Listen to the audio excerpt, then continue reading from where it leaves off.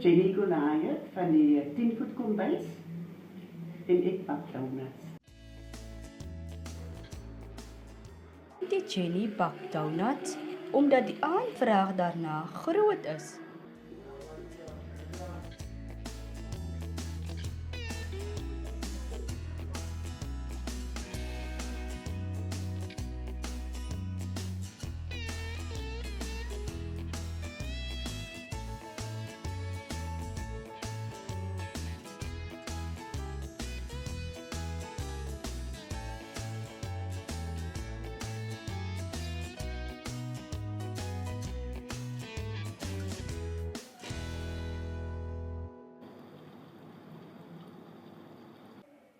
Sy bak al omtrent 10 jaar en verkoop haar baksel Sondagoggende plaaslik.